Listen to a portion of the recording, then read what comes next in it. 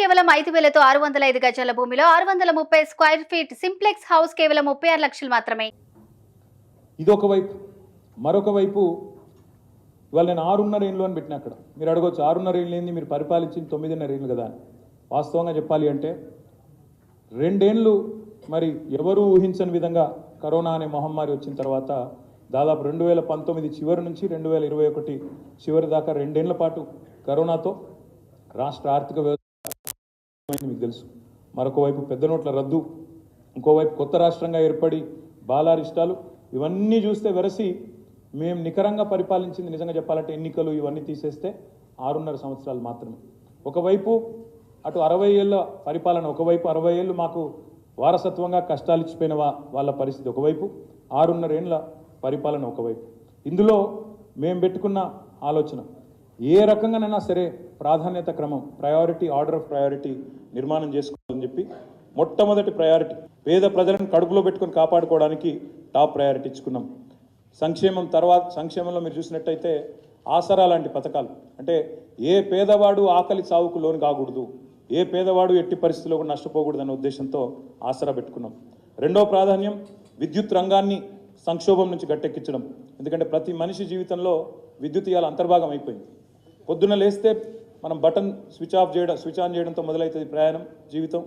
రాత్రి పడుకునే ముందు స్విచ్ ఆఫ్ చేయడంతో బంద్ అవుతూ ఉన్నది.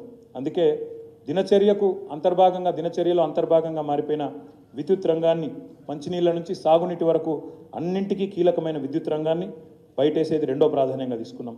మూడో ప్రాధాన్యం మరి వ్యవసాయ రంగాన్ని సంక్షోభం నుంచి బయటేయాలా.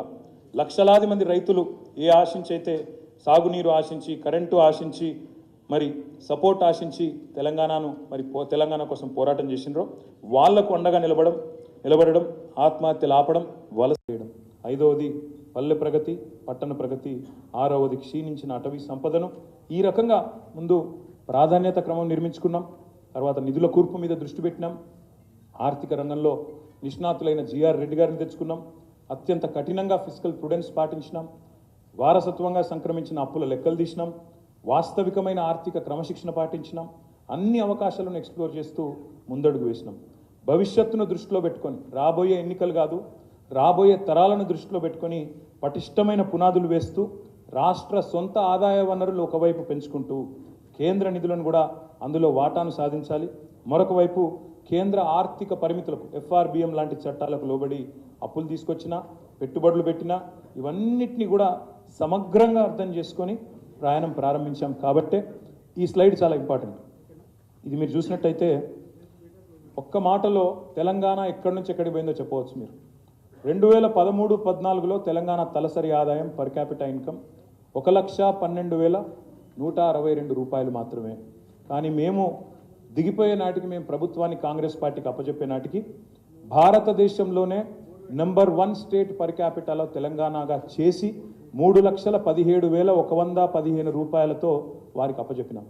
GSDP తీసుకుంటే, గ్రాస్ స్టేట్ డొమెస్టిక్ ప్రోడక్ట్ తీసుకుంటే 2013-14లో 4,51,000 కోట్లు మేము దిగిపోయే నాటికి. మధ్యలో కరోనా వచ్చినా, GST వచ్చినా, డిమానిటైజేషన్ వచ్చినా, ఇంకా ఎన్ని అవాంతరాలు వచ్చినా మరి దాదాపు 13,27,000 కోట్లకు తీసుకుపోయి భారతదేశంలోనే ఫాస్టెస్ట్ గ్రోయింగ్ స్టేట్గా RBIతో కితాబ్ అందుకొని బ్రహ్మాండంగా GSDPని కూడా 13,27,000 కోట్లకు పెంచినాం. అన్నింటికి మించి ఇది ప్రామాణికం. పర్ క్యాపిటల్ ఎంత పెరిగింది, GSDP ఎంత పెరిగింది అనేది ఒకవైపు లెక్క ఉంటే, మరొక వైపు రాష్ట్రంలో పేదరికం ఎంత తగ్గింది, ఇది నా లెక్క కాదు. NFHS, national family health and survey అనుకుంటా, సబ్జెక్టు కరెక్షన్. NFHS డేటా ప్రకారం తెలంగాణ ఏర్పడే నాటికి పేదరికం, అండ్ ఈ పేదరికం కూడా మల్టీ డైమెన్షనల్ పావర్టీ అంటారు దీన్ని. మల్టీ డైమెన్షనల్, బహుముఖ పేదరికం 21.92, అంటే దాదాపు 22% పేదలున్న తెలంగాణలో 22% పేదలున్న తెలంగాణను ఇవాళ మేము దిగిపోయే నాటికి కేవలం 5.8% తగ్గించి గణనీయంగా భారతదేశంలో ఎక్కడా లేనంత పురోగతి సాధించిన రాష్ట్రం తెలంగాణ అని చెప్పి గర్వంగా ఇవాళ నేను మీ ముందు చెప్తా ఉన్నాను. అందుకే చెప్తా ఉన్నాను, Telangana is the most successful state of India in the first decade of it's formation. నిన్నగాక మొన్న తెలంగాణ ప్రభుత్వం, కొత్తగా కొలువుదీరిన తెలంగాణ ప్రభుత్వం ఒక తప్పుల తడక, ఒక అబద్ధాల పుట్టలాంటి శ్వేతపత్రం పేరిట ఒక అంకెల గారడీకి అభాండాలకు తెరదీసింది. అప్పుల పేరుతో అభాండాలేసే ప్రయత్నం చేసింది. 6,71,000 కోట్ల అప్పులున్నాయి అని చెప్పి తప్పులు చెప్పింది ఈరోజు ప్రభుత్వం. అసెంబ్లీ సాక్షిగా, అత్యున్నత చట్టసభ సాక్షిగా పూర్తి స్థాయి సత్యదూరమైన మాటలకు తెరదీసింది ఈ ప్రభుత్వం. అందుకే వాళ్ళ డొల్లతనాన్ని, వాళ్ళ రాజకీయ దివాలా కోరుతనాన్ని వివరించడానికే ఈరోజు ఈ స్వేదపత్రం. అప్పుల పేరుతో అభాండాలు వేసినారు. కానీ వాస్తవం ఏంటి అంటే ఈరోజు తెలంగాణ అప్పులు వాస్తవికంగా ఎంత, వాళ్ళు చెప్పిన లెక్క ప్రకారమే 3 లక్షల, వాళ్ళ శ్వేతపత్రంలో చెప్పారు FRBM పరిమితిలో ఉన్న అప్పులు కేవలం 3,89,673 కోట్లు. 3,89,673 కోట్లు. అందులో వాళ్ళ ప్రభుత్వం మాకు ఇచ్చిపోయిన అప్పులు, పాత అప్పు ఆనాడు 2013-14లో వాళ్ళు దిగిపోయే నాటికి ఉన్న అప్పులు 72,658 కోట్లు. ఇక్కడ ఒక్క మాట కీలకం, దయచేసి మీరు దయచేసి నేను మిమ్మల్ని కోరేది, ఇక్కడ దయచేసి మీ అందరినీ కూడా ప్రార్థించేది, ఇక్కడ ఇంపార్టెంట్ పాయింట్ ఏంటంటే మాకు 2013-14లో ఇచ్చింది, వాళ్ళు ఇచ్చిపోయింది 72,658 కోట్లు. వాళ్ళు ఇచ్చిన శ్వేతపత్రం ప్రకారమే FRBM పరిమితి లోపల మేము రాష్ట్ర ప్రభుత్వం తెచ్చిన అప్పులు 3,89,000 చేసిన అప్పు FRBM పరిమితి లోపల ఎంత అంటే 389 మైనస్ 72,658 తీసుకుంటే 3,17,015 కోట్లు మాత్రమే. కానీ దాని ఎంత బుకాయింపు అంటే ఈ 3,17,000 కోట్లను 6,71,000 కోట్లు అని చెప్పి వాళ్ళు ఇలా చిత్రీకరించే ప్రయత్నం చేస్తూ ఉన్నారు.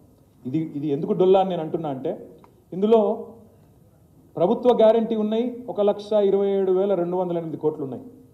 స్పెషల్ పర్పస్ వెహికల్స్గా డైరెక్ట్గా హైపోతకేషన్తో, అంటే ఉదాహరణకి విద్యుత్ సంస్థలు ఉంటాయి, భద్రాద్రి అనే ప్రాజెక్టు కట్టాలా, యాదాద్రి అనే ప్రాజెక్టు కట్టాలా, భద్రాద్రి కట్టాలన్నా యాదాద్రి కట్టాలన్నా గవర్నమెంట్ గ్యారంటీ లేకుండానే సెల్ఫ్ హైపోతకేషన్, అంటే ఇప్పుడు ఎట్లాంటి ఉదాహరణకు మీరు కారు కొనుక్కుంటారు, కొన్ని కార్ల మీద చూస్తూ ఉంటారు మీరు తిరుగుతున్నప్పుడు, hypothecated to State Bank of India అని రాసి ఉంటుంది. అంటే ఏంటిది, మీరు కనుక ఆ అప్పు కట్టకపోతే బ్యాంకు వాళ్ళు ఆ ఆస్తిని తీసుకుపోతారు అని అర్థం.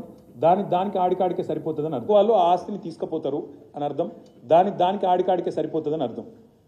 ప్రభుత్వ గ్యారంటీ ఉన్నవి 1,27,000 కోట్లు అయితే, ప్రభుత్వ హామీ లేని రుణాలు 59,000 కోట్లు అయితే, స్పెషల్ పర్పస్ వెహికల్స్ 1,18,557 కోట్లు అయితే, ఈ మూడింటిని కూడా కలిపి ఈ 389కి కలిపి మొత్తం 6,71,000 కోట్లుగా చూపెట్టే ప్రయత్నం, ఒక దివాలాకోరు ప్రయత్నం ఈ ప్రభుత్వం చేస్తూ ఉంది. నేను రాష్ట్ర ప్రజలకు చెప్పేది ఏమంటే, మేము మొన్న డిసెంబర్ 3 నాడు దిగిపోయే నాటికి రాష్ట్రం మీద ఉన్న మేము తీసుకొచ్చిన నిధుల కూర్పు మొత్తం కలిపితే కేవలం 3,17,015 కోట్లు మాత్రమే. వాళ్ళు చెప్తున్నట్టు 6,71,000 కోట్లు కాదు. ఇది శుద్ధ తప్పు, శుద్ధ అబద్ధం, ఇది అవాస్తవం. దయచేసి ప్రజలు గ్రహించాలని చెప్పి కూడా నేను కోరుతా ఉన్నా.